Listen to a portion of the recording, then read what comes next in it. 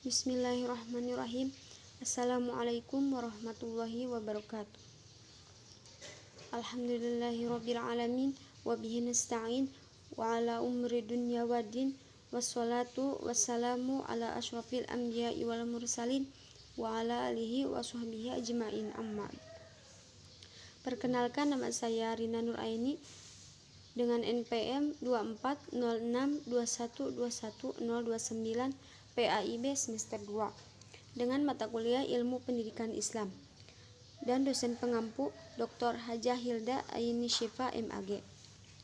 Di sini saya akan mempresentasikan tentang kurikulum pendidikan Islam. Definisi kurikulum.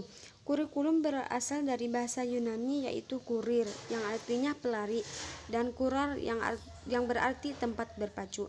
Jadi istilah kurikulum berasal dari dunia olahraga pada zaman Romawi kuno di Yunani, yang mengandung pengertian suatu jarak yang harus ditempuh oleh pelari dari garis start sampai garis finish. Pada tahun 1955, istilah kurikulum dipakai dalam bidang pendidikan dengan arti sejumlah mata pelajaran dalam suatu perguruan. Yang selanjutnya yaitu hakikat kurikulum pendidikan Islam. Kurikulum pendidikan Islam adalah bahan-bahan pendidikan Islam berupa kegiatan, pengetahuan, dan pengalaman yang dengan sengaja dan sistematis diberikan kepada anak didik dalam rangka mencapai tujuan pendidikan Islam. Atau dengan kata lain, kurikulum pendidikan Islam adalah semua aktivitas, pengetahuan, dan pengalaman yang dengan sengaja dan secara sistematis diberikan oleh pendidik kepada anak didik dalam rangka tujuan pendidikan Islam. Ciri-ciri kurikulum pendidikan Islam. Yang kesatu yaitu menonjolkan tujuan agama dan akhlak pada berbagai tujuan, kandungan, metode, dan tekniknya yang bercorak agama. Yang kedua, memperhatikan dan membimbing segala pribadi peserta didik, baik dari sisi intelektual, psikologis, sosial, maupun spiritualnya. Yang ketiga, memperhatikan keseimbangan berbagai aspek ilmu pengetahuan. Yang keempat, kurikulum yang disusun selalu disesuaikan dengan bakat dan minat peserta didik.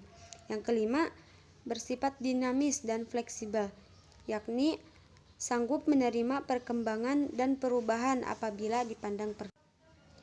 Yang selanjutnya yaitu asas kurikulum pendidikan Islam. Suatu kurikulum tak terkecuali kurikulum pendidikan Islam harus mengandung beberapa unsur utama seperti tujuan, isi mata pelajaran, metode mengajar, dan penilaian.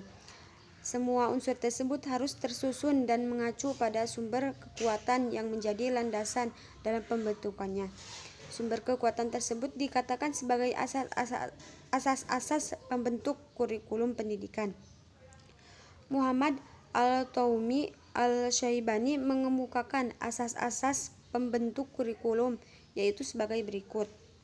Yang kesatu, asas religius atau agama. Kurikulum pendidikan Islam yang diterapkan berdasarkan nilai-nilai ilahiyah, sehingga dengan adanya dasar ini, kurikulum diharapkan dapat menolong peserta didik untuk membina iman yang kuat, teguh terhadap ajaran agama, berakhlak mulia, dan melengkapinya dengan ilmu yang bermanfaat di dunia dan di akhirat. Sebagaimana sabda Nabi Muhammad SAW yang artinya, sesungguhnya aku telah meninggalkan untuk kamu yang jika kamu berpegang teguh kepadanya, maka kamu tidak akan tersesat selama-lamanya, yaitu kitabullah dan sunnah nabinya. Yang kedua yaitu asas falsafah. Asas ini memberikan arah tujuan pendidikan Islam. Dengan dasar filosofis, maka kurikulum akan mengandung suatu kebenaran, terutama kebenaran di bidang nilai-nilai sebagai pandangan hidup yang diyakini sebagai suatu kebenaran. Yang ketiga, asas psikologis. Asas ini mempertimbangkan tahapan kejiwaan peserta didik yang berkaitan dengan perkembangan jasmaniah, intelektual, bahasa, emosi, dan lain-lain. Sehingga dengan landasan ini, kurikulum bisa memberikan peluang belajar bagi anak-anak dan bagaimana belajar itu berlangsung, serta dalam keadaan bagaimana anak itu bisa memberikan hasil yang sebaik-baiknya. Yang keempat yaitu asas sosiologis.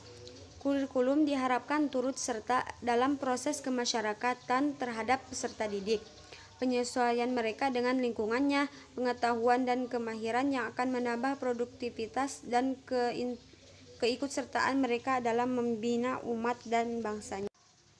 Prinsip-prinsip kurikulum pendidikan Islam.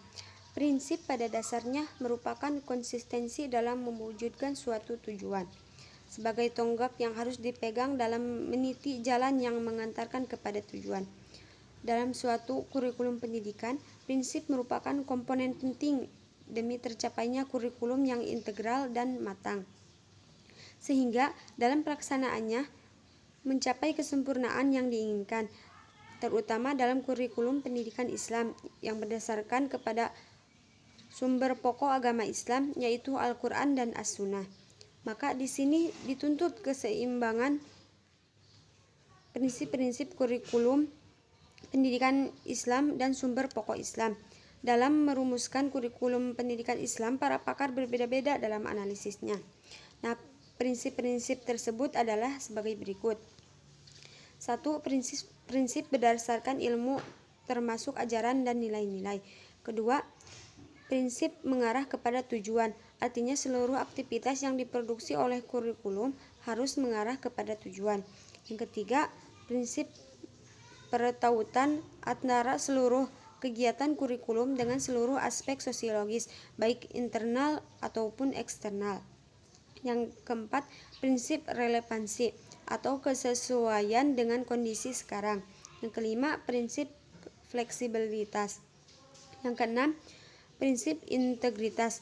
Artinya, sumber daya manusia yang dihasilkan oleh kurikulum mampu menyelaraskan dan mengintegralkan kehidupan dunia dan akhirat. Yang ketujuh, prinsip efisiensi, yaitu mengarahkan dengan cermat pendayagunaan usaha untuk mencapai tujuan. Yang kedelapan, prinsip kontinuitas dan kemitraan, adalah bagaimana kurikulum mempunyai kelanjutan dalam kerjanya dengan kaitan-kaitan kurikulum-kurikulum lain. Yang kesembilan, prinsip individualitas, artinya kurikulum memperhatikan kondisi pribadi anak didik.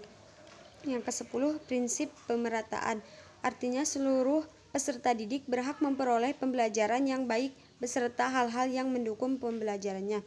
Yang kesebelas, prinsip kedinamisan, artinya kurikulum harus bersifat progresif terhadap perkembangan ilmu pengetahuan dan perubahan sosial. Yang ke-12, prinsip keseimbangan, artinya kurikulum dapat mengembangkan potensi peserta didik secara harmonis. Yang ke-13, prinsip efektivitas, adalah agar kurikulum dapat menunjang efektivitas guru dalam mengajar dan murid dalam belajar. Yang selanjutnya yaitu isi kurikulum pendidikan Islam. Al-Ghazali membagi isi kurikulum pendidikan Islam dengan 4 kelompok dengan mempertimbangkan jenis dan kebutuhan ilmu itu sendiri. Yang pertama yaitu ilmu-ilmu Al-Quran dan ilmu-ilmu agama, misalnya fikih, tafsir, dan sebagainya. Yang kedua, ilmu bahasa sebagai alat untuk mempelajari ilmu Al-Quran dan ilmu agama.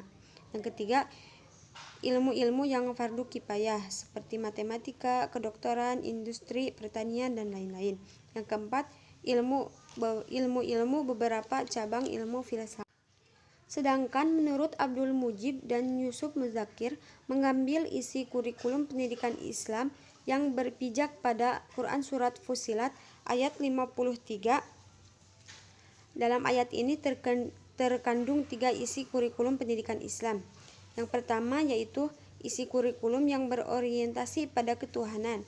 Ilmu ini meliputi ilmu kalam, fikih, akhlak, tasawuf, ilmu-ilmu tentang Al-Quran, dan lain-lain. Yang kedua, isi kurikulum yang berorientasi pada kemanusiaan. Ilmu ini berkaitan dengan perilaku manusia, baik sebagai makhluk individu maupun sosial, berbudaya, dan berakal. Ilmu ini meliputi ilmu sejarah, politik, bahasa, filsafat, psikologi, dan lain-lain. Yang ketiga, isi kurikulum yang berorientasi pada kealaman. Ilmu ini berkaitan dengan alam semesta seperti ilmu fisika, kimia, pertanian, perikanan, biologi, dan lain.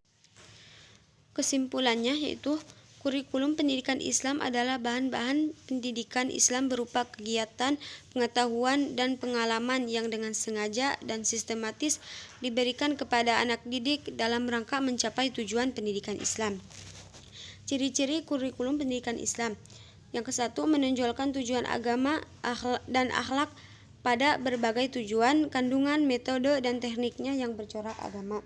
Yang kedua, memperhatikan dan membimbing segala pribadi peserta didik, baik dari sisi intelektual, psikologis, sosial, maupun spiritualnya. Yang ketiga, memperhatikan keseimbangan berbagai aspek ilmu pengetahuan. Yang keempat, kurikulum yang disusun selalu disesuaikan dengan bakat dan minat peserta didik. Yang kelima, bersifat dinamis dan fleksibel. Muhammad At-Taumi Al-Syaibi mengemukakan asas-asas pembentuk kurikulum sebagai berikut. 1. Asas religius atau agama. Yang kedua, asas falsafah. Yang ketiga, asas psikologis. Yang keempat, asas sosiologis. Prinsip-prinsip kurikulum pendidikan Islam merupakan konsistensi dalam mewujudkan suatu tujuan sebagai tonggak yang harus dipegang dalam meniti jalan yang mengantarkan kepada tujuan. Isi kurikulum pendidikan Islam menurut Al-Ghazali membagi isi kurikulum pendidikan Islam dengan 4 kelompok dengan mempertimbangkan jenis dan kebutuhan ilmu itu sendiri. Sekian yang dapat saya sampaikan. Mohon maaf bila banyak kekurangan dan kesalahan. Wassalamualaikum warahmatullahi wabarakatuh.